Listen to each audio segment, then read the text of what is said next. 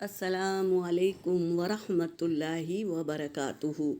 سورۃ المائدہ آیت نمبر 28 اور 29 کی تلاوت کر رہی ہوں۔ اعوذ باللہ من الشیطان الرجیم، بسم اللہ الرحمن الرحیم۔ لئن بسطت، یہاں پر نون ساکن ہے، اس کے بعد اس کے اوپر چھوٹا میم ہے، اس کے بعد با ہے، تو یہ اخلاف کا قاعدہ ہے میری بہنوں۔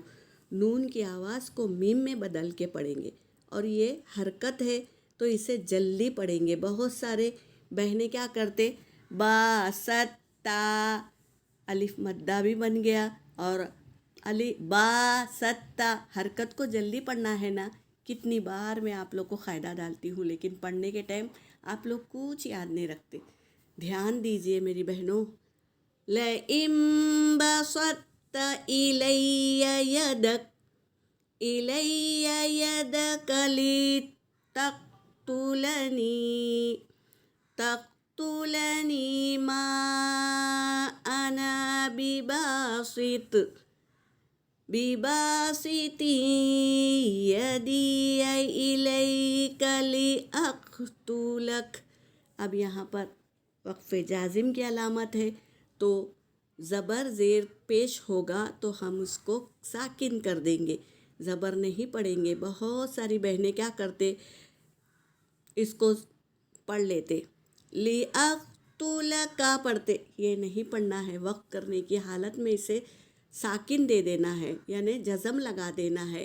لأقتلک اس طرح پڑھنا ہے۔ دھیان دیجئے میری بہنوں۔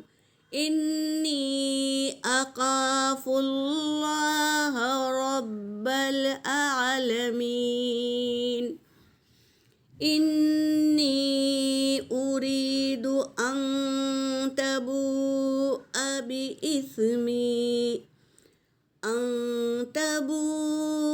باسمی و اسمک۔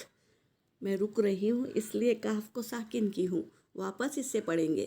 وَإِسْمِكَ فَتَكُونَ مِنْ أَصْحَابِ النَّارِ، یہاں بھی را کو ساکن کر دیں گے میری بہنوں۔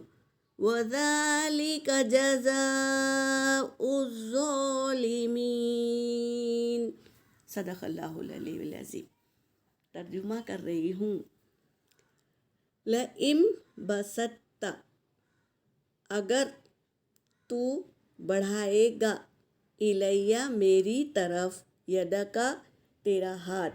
اب دونوں بھائیوں کے بارے میں ہم پڑھ لیے تھے اس سے پہلے کی آیتوں میں کہ دو بھائی تھے، اور ایک اللہ کے حکموں پر چلتا تھا تو شریعت کے حساب سے کام کرتا تھا، اور دوسرا بھائی اپنی مرضی چلانے کے لیے، اپنی خواہشات پورا کرنے کے لیے ایسے کام کرتا تھا۔ تو اللہ کی مرضی حاصل کرنے کے لیے ان دونوں نے پہلے قربانی کیسی کی جاتی تھی کہ تھال میں جو بھی قربانی کی چیز ہو، کوئی بھی کھانا یا کوئی بھی چیز اللہ کی راہ میں دینا چاہتے ہو تو کھلے آسمان کے نیچے وہ تھال کو رکھ دیتے تھے، تو آسمان سے آگ آ کر اس چیز کو جلا دیتی تھی، تو سمجھ جاتے تھے کہ ہماری قربانی قبول ہوئی۔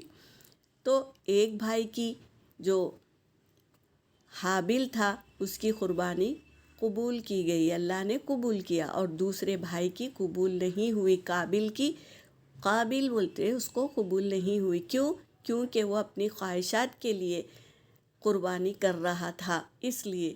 تو یہ جو حابل بھائی تھا وہ کہہ رہا ہے، کیا کہہ رہا ہے، اگر، اور اس قابل نے کہہ دیا تھا میں تجھے مار دوں گا، قتل کر دوں گا تیرا، تو اب یہ حابل بھائی کہہ رہا ہے اگر تو میرے طرف ہاتھ بڑھائے گا تو لَتُقْتَلْنِی، ضرور تو خود قتل کرے گا مجھے، ما انا بباسط، میں نہیں بڑھاؤں گا، یدیہ میرا ہاتھ، الیکا تیری طرف، لأقتلک کہ میں قتل کروں، یعنی میں اپنا ہاتھ نہیں بڑھاؤں گا.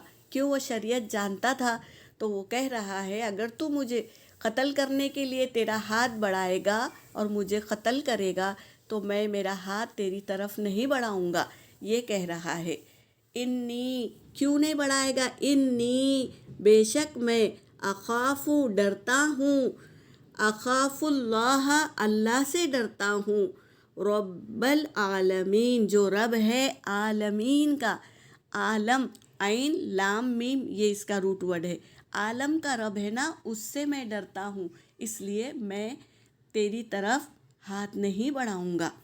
انی، بے شک میں، اریدو، چاہتا ہوں، ان کے، تبوء، کہ تو ارادہ کرے، میں یہ چاہتا ہوں کہ تو بھی اسمی کا، تو گناہ پر اترے گا میرے گناہ سے اور تو تیرے گناہ ہو جائے گا. یعنی تو اگر گناہ کرے گا میرے کو قتل کر کے تو گنہگار ہو جائے گا.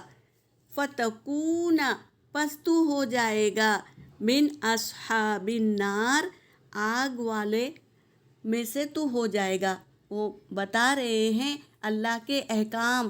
جو قتل کرتا ہے ان کو اللہ جہنم میں ڈال دیتا ہے.